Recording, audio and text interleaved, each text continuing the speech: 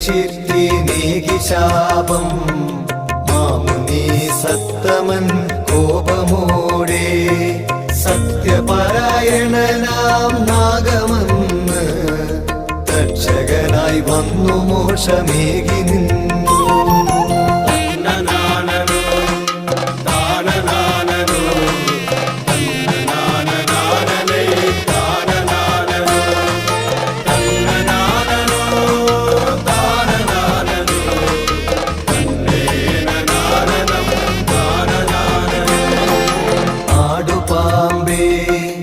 ആടാടുപാമ്പേ നൂറും പാലും കുടിച്ചാടുപാമ്പേ